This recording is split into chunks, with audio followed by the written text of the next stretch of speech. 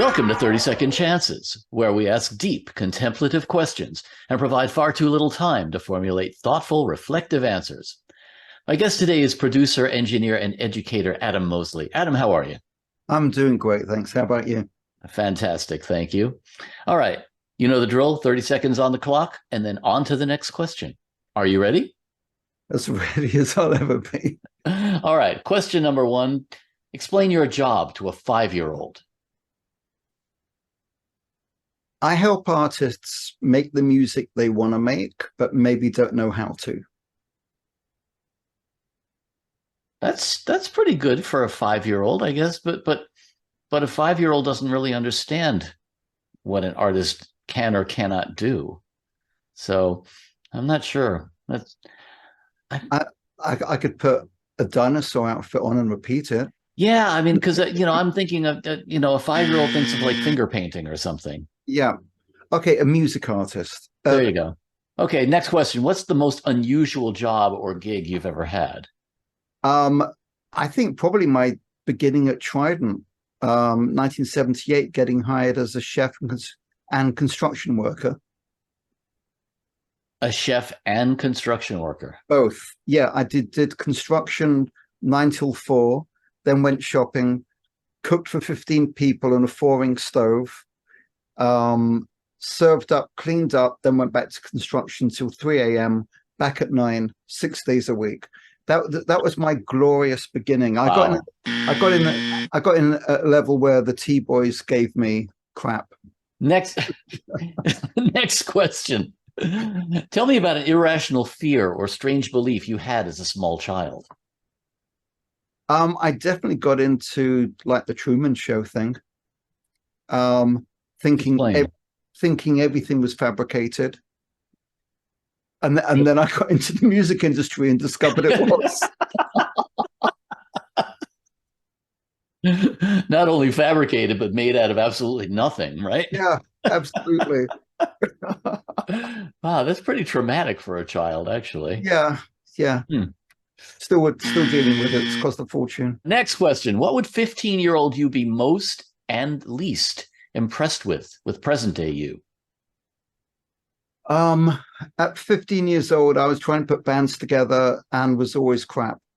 So at 15-year-old me to think that, wow, damn, you didn't become the rock god that you were trying to, but wow, you've actually worked with a lot of your idols and also made some pretty good music, which has changed people's lives. I think that I'd take that at 15. Next question. What's the strangest or most embarrassing thing you've ever done when distracted, sleep deprived, under the influence, or otherwise on autopilot? Thinking that I could do a 54-hour session was probably the most ridiculous thing, where the console, it was in the mix room at Trident, the B range, it started to float up and I couldn't find out where the console was. So I was actually sitting in the room trying to find out where to put. Yeah, that would be up there. Yeah, that sounds like quite a feature of a console, actually. Yeah, it was. That's why there was only ever 13 made. Next question. You've been invited to give the eulogy at Bozo the Clown's funeral. How do you begin? Punch him in the face. I hate clowns. But he's gone. You're giving his eulogy. Is it open casket? Hate clowns. Wow. Yeah. But Bozo was everybody's friend. Okay, then not him, but I'm sure there'd be some other clowns with punchable noses. Man, how am I doing? Fun at parties? How am I coming off here?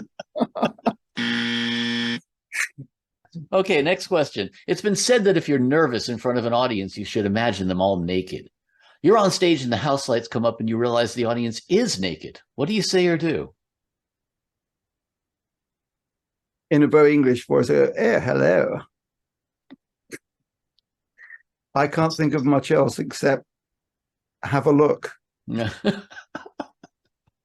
Nice to see all of you, or something like that. Yeah, absolutely. Yeah, okay. Well, fortunately for you, it hasn't happened yet. Yeah. Only in control rooms. Yeah, now that's a different thing though. Yeah. That's the way we get a good performance. Next question. You've just woken up as a fictitious superhero with a completely pointless or semi-useless superpower. Who are you and what's your costume look like? Wow. Costume would I like kind of like the Robert Downey Jr. Iron Man kind of vibe. So I yeah, I think I'd go for that. All right, and what is your useless superpower? Um, being able to move really fast wherever I wanted to go. Okay.